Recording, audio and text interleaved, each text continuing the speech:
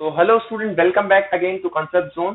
सो आज हम बात करने वाले हैं हमारे लास्ट टॉपिक के बारे में। वो है हमारा कि भाई कैलोरीफिक वैल्यू क्या है, और लास्ट वन है हमारा कि effect of burning of fuel क्या है। उसके बारे में आज बात करने वाले हैं। लेकिन उससे पहले थोड़ा सा रिकैप कर लेते हैं पूरे चैप्टर के बारे में कि हमने अब तक क्या पढ़ा है। हमने पहले पढ़ा था कंबशन के बारे में कि कंबशन क्या होता है, कि बर्निंग ऑफ फ्यूल हम करेंगे in the presence of oxygen. और उसके अलावा अपने बात करी थी इसके टाइप्स के बारे में।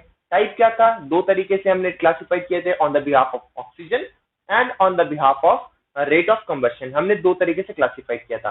तो पहला हमने जो बात करी थी on the behalf of supply of oxygen के बारे में, तो दो तरीके का था। एक था कंप्लीट कंबशन, दूसरा था इनकम्प्लीट कंबशन। दूसरे की अगर मैं बात करूं तो यहाँ पर क्या था, रेट ऑफ कंबशन के हिसाब से हमने कहा था रैपिड है, एक स्पॉन्टेनियस है और एक एक्सप्लोजन है। इसके बारे में हमने बात करी थी कंप्लीट। ठीक है, इसके अलावा हमने बात करी थी कि भाई कंटिन्यूअस कंबशन हम कैसे कंटिन्यू कर सकते हैं, जिसके लिए हमें तीन चीजों की जरूरत होती है। पहला हमने बताया था फ्यूल, फिर हमने बात करी थी ऑक्सीजन की, सप्लाई ऑफ ऑक्सीजन, और तीसरा हमने बात करी थी इग्निशन टेम्परेचर की। तो ये तीन चीजें हमें बहुत ज्यादा जरूरत होती है। इनके बिना आप जो कंटिन्यूअस कंबशन है उसको कंटिन्यू नहीं कर सकते हो। फिर हमने बात करी थी व्हाट इज फ्लेम, फ्लेम क्या होती है, इसके डिफरेंट टाइप्स ऑफ जोन्स क्या होते हैं, और कहाँ पर टेम्परेचर कितना रहता है, ज्यादा रहता है, कम रहता है, कौन सा ल्यूमिनस जोन होता है, कौन सा डार्क जोन होता है, इसके बारे में बात करी थी। और फिर हमने लास्ट में एक टॉपिक पढ़ा था कि फायर एक्सटिंग्विशन कैसे करते हैं। इसके बारे में हमने पूरी बात करी थी, जिसके अंदर मैंने आपको एक क्वेश्चन भी दिया था जिसका आंसर 80% बच्चों ने गलत दिया है। पता नहीं क्यों दिया है। मैंने उससे पूछा था मेथड्स ऑफ फायर एक्सटिंग्विशन, और बच्चों ने जवाब दिया रैपिड, स्पॉन्टेनियस, एक्सप्लोजन, जो कि बिल्कुल गलत है। ये टाइप्स ऑफ कंबशन है on the behalf of rate of combustion. मैंने आपको ये बताया था, लेकिन आपने इसको लिख दिया जो कि बिल्कुल गलत है। आपको लिखना था ऑक्सीजन सप्लाई कट कर दो। लेकिन कैसे करेंगे, इसका एग्जांपल आपको मैंने एक दिया था, जैसे कि आपको फायर एक्सटिंग्विशर का CO2 वाला एग्जांपल दिया था, पूरा जिसके अंदर पूरा डिस्कशन किया था। एक था इग्निशन टेम्परेचर को कम कर देना, इसके अंदर मैंने एग्जांपल दिया था वुड का, है ना, कि वुड को पानी डालकर अपन बुझा देते हैं उसको। एक मैंने दिया था आपको फ्यूल का सप्लाई कटिंग का, कि भाई फ्यूल को ही हटा दो, जिसके अंदर मैंने एग्जांपल दिया था आपको LPG वाला। ये तीन चीजें मैंने आपको अच्छे से समझाई थी लास्ट लेक्चर के अंदर, पूरा लेक्चर इसी पर था, लेकिन आपने इसका आंसर बिल्कुल गलत कर दिया है। तो प्लीज इस आंसर को सही करें। मेथड्स जो है वो ये तीन है, इन तीनों को with the help of example आपको समझाना है अच्छे से। ठीक है, इस आंसर को आप फिर से लिखेंगे। ओके, इसके बाद अभी जो अपना नेक्स्ट टॉपिक है वो हम बात करने वाले हैं हाई कैलोरीफिक वैल्यू के बारे में, कि हाई कैलोरीफिक वैल्यू क्या है। चलिए, तो पहले तो मैंने आपको अब तक जो 5th चैप्टर में भी पढ़ाया था और इस चैप्टर में भी पढ़ाया था शुरू में, तो मैंने ये बात बोली थी कि एक तरीके से अमाउंट ऑफ हीट है, कितनी हीट जनरेट हो रही है, कितनी हीट जनरेट हो रही है। तो आइडिया तो मैंने वही दे दिया था। इसकी प्रॉपर डेफिनेशन है वो आज हम यहाँ पर देख लेते हैं। तो कैलोरीफिक वैल्यू, ध्यान से सुनेंगे, the amount of heat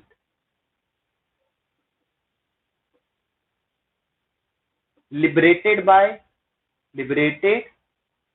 or produced और we can say generated, तीनों में से कुछ भी लिखे, generated by the burning of ध्यान दे 1 kg of fuel। 1 kilogram fuel को अगर आप जलाते हो तो जितनी हीट मिलेगी हमें 1 किलोग्राम को जलाने पर, उसे हम कहते हैं कैलोरीफिक वैल्यू। और इसकी यूनिट क्या होती है, मतलब इसे नापते किसके अंदर, जैसे अपन नापते हैं हाइट को मीटर में नापते हैं, है ना, लेंथ को मीटर में नापते हैं, वजन यानी कि वेट को या फिर मास को अपन किलोग्राम में नापते हैं, है ना। और इसके अलावा अगर मैं बात करूं टाइम को सेकंड में नापते हैं, आवर में नापते हैं, है ना। तो ऐसे ही इसकी यूनिट क्या है, इसको किस में नापते हैं, तो इसकी यूनिट है किलोग्राम जूल पर किलोग्राम। अब आप कहोगे सर किलोग्राम जूल पर किलोग्राम ये क्या है, तो आप समझिए थोड़ा ध्यान से। 1 किलो की बात कर रहा हूं मैं। तो जैसे फॉर एग्जांपल आपको ऐसे क्वेश्चन आपको ऐसे दे रखा है कि भाई the amount of heat is generated by 3 kilogram of coal. 3 kilogram coal की बात कर रहा हूं, या फिर काउडंक ले लीजिए आप, काऊ डंग की बात हो रही है। 3 किलोग्राम काऊ डंग से हमें आउटपुट में 1,08,000 सॉरी, हाँ 18,000 kilogram kilogram kilo joule energy मिल रही है। आपको पूछा है इसकी कैलोरीफिक वैल्यू बताओ, है ना। कैलोरीफिक वैल्यू कितनी होगी ये आपसे कैलकुलेट करवाना चाहते हैं। तो ये कैसे कैलकुलेट करोगे, उसके लिए आप पहले थोड़ा सा एग्जांपल समझे। मान लीजिए 60 रुपए के अंदर 6 चॉकलेट आती है। आपको पूछ लिया एक चॉकलेट का प्राइस बताओ। तो एक चॉकलेट का प्राइस आप कैसे निकालते हो, 60 रुपए के अंदर 6 का डिवाइड डालते हो, आपको मिलता है 10 रुपए। जैसा यहां पर किया वही यहां पर करना है कि भाई 3 किलो के अंदर इतना मिलता है, तो 1 किलो के अंदर कितना मिलेगा, 18,000 divided by 3 which is equal to 6,000। तो ये यूनिट क्या है, देखो पहले था किलोग्राम, नीचे क्या डाला था आपने, किलोग्राम। ये किलोग्राम है कि नहीं, ये किलो जूल था, इसकी यूनिट पहले से ऊपर तो किलो जूल थी और नीचे आपने किलोग्राम रखा है, या फिर यूनिट, है ना।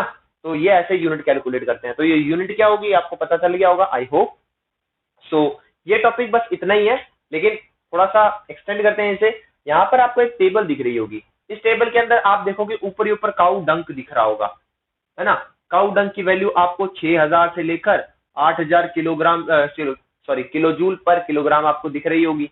अब ये जो वैल्यू है आप देख रहे हो कि रेंज के अंदर दे रखी है, वो बिकॉज ऑफ इग्निशन टेम्परेचर और बहुत ज्यादा आसपास का जो टेम्परेचर होता है उस पर डिपेंड करती है ना। जैसे मान लीजिए आपने थोड़ी सी वेट काऊ डंक लिया है उसे जला रहे हो, और एक थोड़ा सा ड्राई काऊ डंक है उसे जला रहे हो, तो उसके अंदर थोड़ा बहुत वेरिएशन ऑफ हीट आपको मिल जाता है। तो उसकी वजह से ये रेंज देखने को मिल रही है। लेकिन आप देखो इसी टेबल के अंदर सबसे नीचे आपको मिलेगा हाइड्रोजन, सबसे नीचे हाइड्रोजन होता है, उसकी वैल्यू भी आप देखो सबसे ज्यादा होगी, है ना। अब इसे सबसे ज्यादा वैल्यू आपको क्यों मिल रही है, क्योंकि the amount of heat liberated by hydrogen is the maximum is compare to काउडन, है ना, लार्जर है, दैट्स व्हाई, है ना। इसके अंदर आपको हाइड्रोजन सबसे नीचे देखने को मिल रहा है। तो इसी वजह से आप लोग देख पाते हो कि ना हाइड्रोजन के बॉम्ब बनाए जाते हैं, हाइड्रोजन बॉम्ब, है ना, एटम बॉम्ब आप लोगों ने सुना होगा। क्यों बनाया जाता है, क्योंकि इसका एक्सप्लोजन पावर बहुत ज्यादा होती है, दैट्स व्हाई, है ना। तो इतनी बात आपको समझ में आई होगी। तो चलिए अपना लास्ट टॉपिक जो है उसके ऊपर अपन कंटिन्यू करते हैं। आई होप आप लोगों ने लिख लिया होगा, अगर नहीं लिखा तो थोड़ा सा प्लीज पीछे जाएं और इसे पोज करके एक बार लिख लें। चलिए आगे चलते हैं। लास्ट टॉपिक हमारा है effect of burning of fuel, fossil fuel, better option. Fossil fuel को जलाओगे तो क्या क्या इफेक्ट पड़ेंगे ये आपको सीखना है। लेकिन इससे पहले आप ये देखो कि बर्निंग ऑफ फ्यूल करते हैं तो आउटपुट में क्या क्या आता है, पहले वो देखो। ये मान लीजिए हमारा कोई फ्यूल है ना, इसे आप जलाओगे तो किसकी प्रेजेंस में जलाओगे, ऑक्सीजन की प्रेजेंस में। और आउटपुट में हमें क्या क्या मिलेगा वो चीजें हमें देखनी है। छोटा बना लेते हैं, चलिए देखो। ये मैंने आपको बताया था फ्यूल के अंदर हमेशा कार्बन होता है, पेट्रोल में भी अपन ने देखा, कोल के अंदर भी देखा, एंथ्रेसाइट, ब्यूटिमिनस, ल्यूमिनस, सॉरी ल्यूमिनस करे, ब्यूटिमिनस आपने देखा था, लिग्नाइट देखा था, पिट देखा था, सब में हमने कार्बन के बारे में बात करी है। इसका मतलब फ्यूल के अंदर कार्बन तो प्रेजेंट होना ही चाहिए, तो कार्बन तो हो ही गया। लेकिन मैंने आपको बताया था इम्प्योरिटीज काफी सारी रहती है, जिसके अंदर नाइट्रोजन, सल्फर और भी बहुत सारा मॉइस्चर कंटेंट, वो सब मैंने बात करी थी, है ना। तो ये भी इसके अंदर प्रेजेंट होगा। तो आउटपुट में क्या क्या बन सकता है, कंप्लीट कंबशन हुआ है तो CO2 बनेगी, कंप्लीट कंबशन में कार्बन के साथ कार्बन डाइऑक्साइड बनेगी, और अगर इनकम्प्लीट कंबशन हुआ तो मैंने आपको पहले ही बताया था कार्बन मोनोऑक्साइड बनती है। और इसके अलावा अगर नाइट्रोजन एज ए इम्प्योरिटी मौजूद है तो आउटपुट में क्या मिलेगी, ऑक्साइड्स ऑफ नाइट्रोजन मिलेगा कि नहीं मिलेगा, मतलब NO2 हो गया, N2O हो गया, है ना, NO3 हो गया, ये सब मिलती है। इसके अलावा देखो ऑक्साइड्स ऑफ सल्फर भी देखने को मिलेगी, मतलब सल्फर डाइऑक्साइड हो गया, सल्फर मोनोऑक्साइड हो गया, ये सब अपन बाद में देखेंगे। अभी के लिए बस आपको ये याद करना जरूरी है, मतलब ये समझ में आना चाहिए, याद भी क्या करना है वो तो दिख ही रहा है। चलिए अब इससे क्या क्या फायदे हो रहे हैं, क्या क्या नुकसान हो रहे हैं, वो सब अपन देखते हैं यहाँ पर, इफेक्ट क्या क्या पड़ने वाला है। इसके अलावा कुछ स्मॉल ब्लैक पार्टिकल्स भी रिलीज होती है। अब इनको क्या कहते हैं, सूट पार्टिकल्स कहते हैं। क्या होते हैं अपन आगे फर्दर नेक्स्ट क्लासेस में देखेंगे। अभी के लिए बस आप इतना सोचो कि भाई ये क्या होते हैं, स्मॉल ब्लैक पार्टिकल्स होते हैं, बहुत ज्यादा छोटे होते हैं। अभी आपने कई बार थोड़ा सा गौर भी किया होगा कि जब आप पेपर को बर्न करते हो, जलाते हो, तो उसके अंदर से कुछ ब्लैक कलर के पार्टिकल्स ऐसे उड़ते हुए जाते हैं। तो मैं उन्हीं पार्टिकल्स की बात कर रहा हूँ। चलिए, तो इससे क्या क्या घाटा है वो देख लीजिए। तो पहला तो ये, अगर ये सब है सूट पार्टिकल्स की अगर मैं बात कर रहा हूँ, तो सूट पार्टिकल्स बहुत ज्यादा छोटे होते हैं, और जब अपन सांस लेते हैं तो सूट पार्टिकल्स हमारे लंग्स के अंदर पहुंच जाते हैं, जिसकी वजह से हमें काफी सारी बीमारियां होती है, जिसके अंदर से एक फॉर एग्जाम्पल कॉमन बीमारी में लूं तो अस्थमा। अस्थमा बहुत ज्यादा कॉमन है इसकी वजह से। तो मैं यहीं पर लिख देता हूं, because of the small particles released released in the burning due to the burning of fossil fuel, the human being may suffer from the respiratory problem,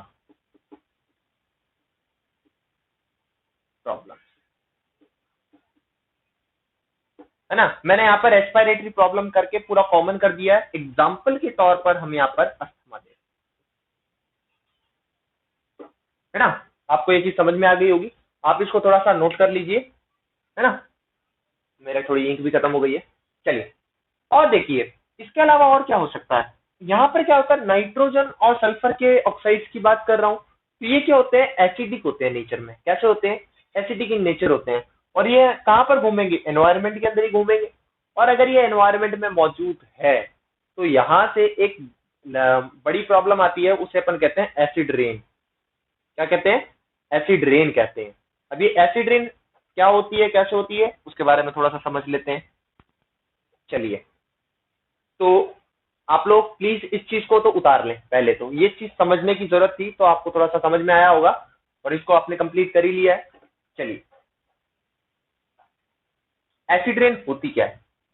तो होता क्या है ना, जब जैसे for example these are clouds, cloud से जब rain होती है तो हमारे एनवायरनमेंट में क्या है कि बहुत सारी oxides of nitrogen and sulphur are present, है ना। अगर ये प्रेजेंट है तो क्या होते हैं, ये जो ड्रॉप्स है ना, ये जो इन ड्रॉप्स के साथ क्या होती है, रिएक्शन करते हैं, और ये ड्रॉप्स जो होती है वो एसिडिक इन नेचर हो जाती है। एसिडिक, अगर ये एसिडिक हो जाती है तो मतलब एसिडिक होने का मतलब है the pH is lower than 5.4 pH. ये पीएच की लेवल होती है 5.4, है ना, मतलब 7 से कम हो जाती है। अब ये पीएच पीएच क्या है, हम बात करेंगे केमिस्ट्री के अंदर, बस अभी के लिए समझे। पीएच क्या 5.4 से कम हो जाती है अप्रॉक्स, तो उसकी वजह से क्या होता है, इनका जो नेचर होता है वो एसिडिक हो जाता है। तो आप यहाँ पर एक लिख सकते हैं, due to the oxides of nitrogen and sulphur the acid rain में हैपन, है ना। दूसरी बात हो गई। इसके अलावा आप देखो, इसके अलावा और क्या हो सकता है। अब क्योंकि बर्निंग हो रही है, जिसकी वजह से क्या हो रहा है, कार्बन मोनोऑक्साइड और कार्बन डाइऑक्साइड निकल रही है। अगर कार्बन डाइऑक्साइड निकल रही है due to the liberation of carbon dioxide the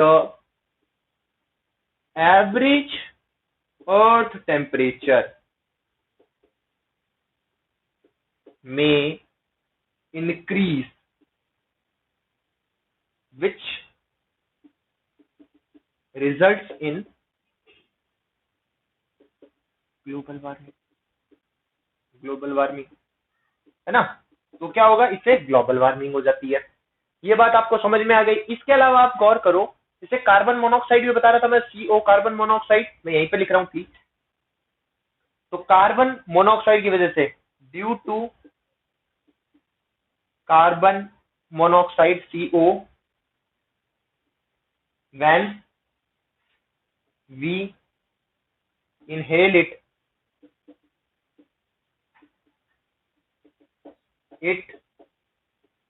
leads to deficiency of oxygen in our body, which leads lots of disease. जब जिसके अंदर एग्जाम्पल के तरह मैं बात करूं तो गिडनेस हो गया, डिफिशियंसी ऑफ अगर ऑक्सीजन होगा तो हमारे हाथ पैर जो ढंग से काम करना बंद कर देते हैं, है ना। तो ये आपको समझ में आया होगा, प्लीज इन्हें नोट कर लीजिए एक बार। चलिए आगे बात करते हैं। तो ये बात भी आपको समझ में आ गई भाई, इससे क्या हो सकता है, ग्लोबल वार्मिंग हो सकती है, एसिड रेन हो सकती है ना, और हमें काफी सारी प्रॉब्लम हो सकती है, रेस्पिरेटरी डिजीज हो सकती है। इसके अलावा एक और अगर मैं बात करूं डिजीज की, तो burning of ice, burning of ice due to oxide of sulphur, है ना। सल्फर के जो ऑक्साइड्स होते हैं, जिसकी वजह से ये क्या होती है, बहुत ही ज्यादा कहते हैं जहरीली गैस होती है, पॉइजनस गैस होती है। ये डायरेक्टली हमारे आंखों के अंदर बहुत ज्यादा इरिटेशन, बर्निंग क्रिएट कर देती है। आप लोगों ने देखा होगा कि जब आप दिवाली के ऊपर पटाखे जलाते हो तो उन पटाखों से एक धुआं जो निकलता है, जब आप उसके अंदर जाकर एक बार, मतलब मैं ये नहीं कहूंगा प्लीज ट्राई करें, ऐसा तो मैं कभी नहीं कहूंगा, लेकिन कभी अगर ऐसा हुआ हो तो आपको दो चीजें महसूस होती है। पहला, आपको रेस्पिरेशन में थोड़ी सी प्रॉब्लम होती है। दूसरा, आपकी आंखों में थोड़ी सी जलन होना शुरू हो जाती है, वो आंखों में से पानी आना शुरू हो जाता है, which is due to the sulphur dioxide. तो ये उसका एक रीजन है। इसके अलावा और क्या हो सकता है, ग्लोबल वार्मिंग मैंने बता ही दिया, और भी कुछ छोटी मोटी प्रॉब्लम्स और भी बहुत सारी हैं। हाँ, ग्लोबल वार्मिंग अगर हो रही है due to global warming, the glaciers are melting, so the sea level is increasing, है ना। सो ये कुछ छोटे मोटे इफेक्ट्स थे। जो इफेक्ट का मतलब, देखो इफेक्ट लिखा मैंने, अफेक्ट नहीं लिखा, ये बात भी ध्यान रखें। इफेक्ट लिखा, इफेक्ट नहीं। इफेक्ट का मतलब होता है सब कुछ नेगेटिव, अफेक्ट का मतलब पॉजिटिव और नेगेटिव दोनों में से कुछ भी हो सकता है। ये अपन इंग्लिश वाली बात है, खैर इंग्लिश में सीख लेना, इंग्लिश वाले मैम से पूछना कि इफेक्ट और अफेक्ट में डिफरेंस क्या है ना। तो यहाँ पर ये चैप्टर हमारा फिनिश हो जाता है। प्लीज दो बातें ध्यान रखें। पहला, आपको जो लास्ट क्वेश्चन जो मैंने दिया था उसे आप करेक्ट करेंगे। इसके साथ के दो क्वेश्चन, एक क्वेश्चन जितने भी मैं फॉर्म कर पाता हूँ वो मैं आपको क्वेश्चन दूंगा, प्लस इस बार मैं आपको सीबीएसई के जो लास्ट के अंदर चैप्टर के फिनिश होने के बाद में जो क्वेश्चन आ रहे हैं वो भी मैं आपको प्रोवाइड करवा रहा हूँ। जितने क्वेश्चन हमारे असाइनमेंट क्वेश्चन के अंदर कवर हो चुके हैं उन्हें आप प्लीज लीव कर दें। उनके अलावा जो भी क्वेश्चन बच रहे हैं, कुछ क्रिएटिव वाले होते हैं, कुछ थिंकिंग एबिलिटी क्वेश्चन होते हैं, वो क्वेश्चन भी आपको करने हैं। और उन सबका जो अगर आपको आंसर नहीं आ रहा, कोई डाउट आ रहा है, तो आप मुझे सारे के सारे ग्रुप के अंदर या फिर कमेंट बॉक्स के अंदर जाकर बताएं, ताकि मैं उसके ऊपर अगर पॉसिबल हो, अगर आपको चाहिए तो प्लीज आप मुझे बताएं, कमेंट करें, तो मैं आपके लिए उसके लिए अलग से एक डाउट सेशन लेके आ जाऊंगा कि भाई हाँ कौन कौन से क्वेश्चन में क्या क्या डाउट है आपको, है ना। और अगर आपने प्रीवियस वीडियोस अगर आपने अभी तक नहीं देखे हैं, कोई बच्चा अगर अभी ग्रुप में नया ऐड हुआ है तो नीचे डिस्क्रिप्शन में जाएं, डिस्क्रिप्शन पे अभी क्लिक करें, वहां पर आपको एक प्लेलिस्ट मिल जाएगी, आप वहां से देख सकते हैं। या फिर ऊपर आपको एक क्लिक करके आप देखें, ऊपर आई बटन आ रहा होगा, तो आप आई बटन पे क्लिक करें, वहां पर भी आपको साइंस की एक प्लेलिस्ट मिल जाएगी। और वहां से भी आप हमारी जो साइंस की प्लेलिस्ट है वो कंटिन्यू कर सकते हैं, या फिर यही वीडियो जब यहाँ पर एंड होगा तो इस तरफ एक प्लेलिस्ट शो होगी आपको। फाइनली उस प्लेलिस्ट पे आप अगर क्लिक करोगे तो वहां से भी आप पूरा कंप्लीट जो अपना जो साइंस का प्लेलिस्ट है वो आप गो थ्रू कर सकते हो वहां से, ठीक है। तो अगर और कोई डाउट्स है तो आप डिस्क्रिप्शन में कमेंट बॉक्स में जाकर, या फिर हमारे जो ग्रुप है वहां पर जाकर आप अपना जो भी डाउट है वो पूछ सकते हैं। अगर आपको कोई और डाउट है तो आप पर्सनली पूछ सकते हैं, तो पर्सनली भी पूछ सकते हैं, आप मुझे व्हाट्सएप कर सकते हैं। So thank you so much, have a nice day.